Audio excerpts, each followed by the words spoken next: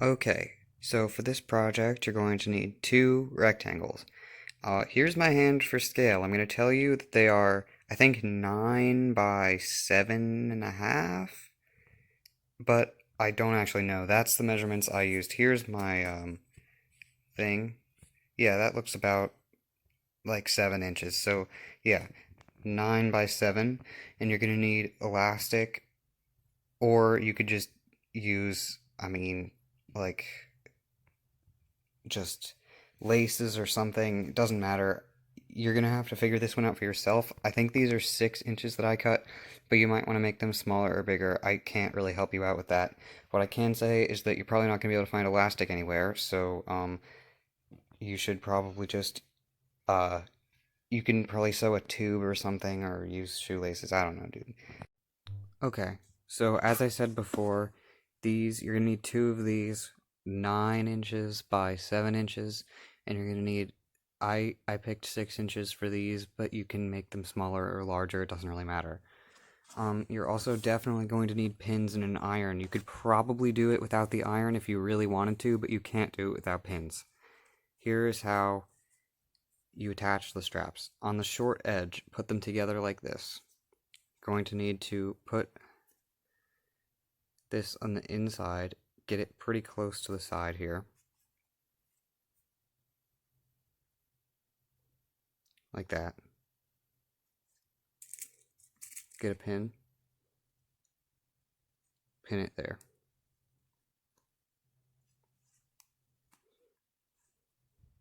Now, on the other side, make sure you don't twist the strap. It's the same strap, goes all the way to the other side.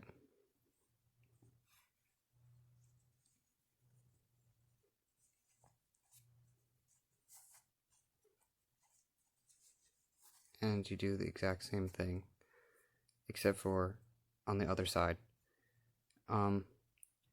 Pin that like that.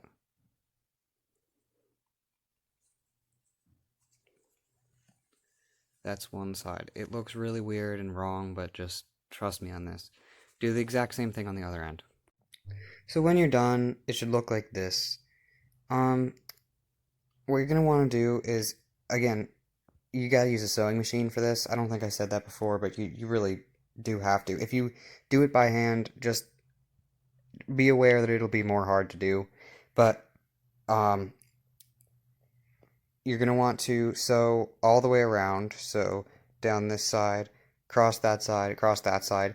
But on one of the edges, preferably the top or bottom, you're going to want to leave a gap so that you can turn it inside out or right side out or whatever you want to talk about.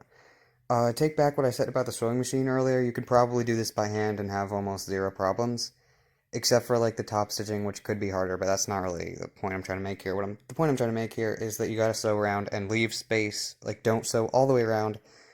Leave space so that it doesn't, so that you can turn it right side out. Oh yeah, you also need an iron. Don't know if I said that before either. It's preferable that this fabric is cotton and not stretchy too. Okay, so by the end of that, you should have something that looks like this, with stitching all around it, except for there, or somewhere basically, so that it's not like totally sealed up. I'm using two different colors of fabric because this one's for my sister, and she wanted it to look like this. Um, if you are new to sewing or you don't have a sewing machine or whatever, I'm gonna post a video or something with a title along the lines of, uh, I don't know, I'll call it How to Hand Sew. And check out that if you don't know how to sew with a sewing machine, because I'm not going to explain it in this video because it would make it way too long. Oh, also, you should turn it inside out, or you're going to be turning it right side out through this hole. And I'm going to do that and show you what it looks like. Once you are done turning it inside out, it should look something like this if you did it right. Um, Mine looks like this. So what you're going to want to do first is iron it flat. Just iron it flat. That's all you got to do. Good job. Next, you're going to fold it in half, and then iron it in half, and then unfold it so you have a crease ironed in the middle. Awesome. Now, next you're going to fold these sides down like this, so that this edge meets the middle line that you just made. Iron across that, then unfold it, and then do the same thing with the bottom. Crease it with the iron, unfold it, and then flip your work over. I'll show you what it looks like after that. Okay, it should look like this. So here's where you're going to want to do the folding. You're going to need pins for this part. So I'm going to try really hard to make it actually look good while I do it. Okay, so the first crease, take the first crease, bring it down to the middle one, like this, and so you're folding a piece behind it. See that? You're going to iron it like this, and then you're going to put a pin in this side and a pin in that side, and I'll try to show you what that looks like. It should look like that.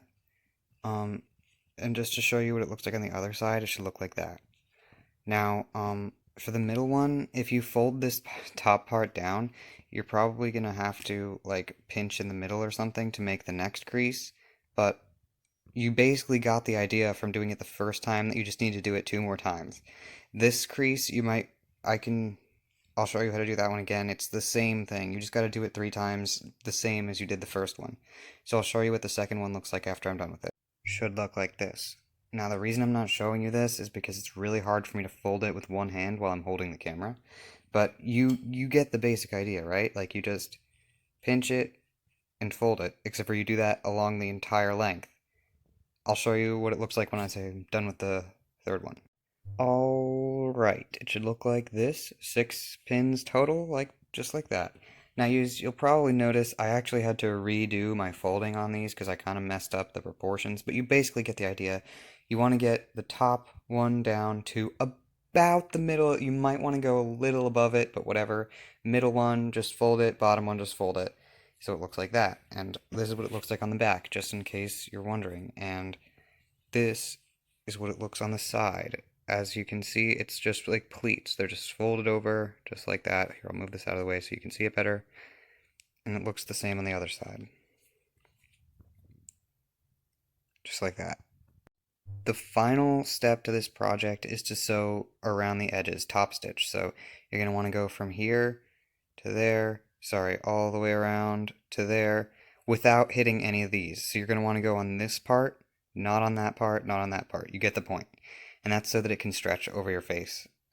Um, this is the one of them where you don't need to leave a gap or anything, just so, because that's the last step. That's all you gotta do. Pull the pins out and it's done.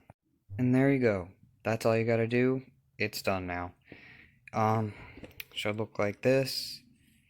Hope this works for you. I guess a disclaimer would be the reason that at least I'm aware of that the CDC wants people to wear these is because it reduces the risk of the wearer putting droplets into the air. It doesn't protect you from other people. It only protects other people from you. It's like the equivalent of covering your nose and mouth with your elbow when you sneeze, basically. Except for all the time. It's not going to protect you from getting a virus. It's just to protect others, and there's a lower chance that it would be transmitted if everyone is wearing masks. Don't freak out. Don't freak out. Got it? Okay, second thing, you might want to bleach these every time you use them. So, like, I guess every day you wear it, I guess you should bleach it. Like, just wash it in the washing machine, use bleach. That's what the hospitals are doing with their reusable masks. But to be fair, hospitals use these over N95s to reuse the N95s. It's very different.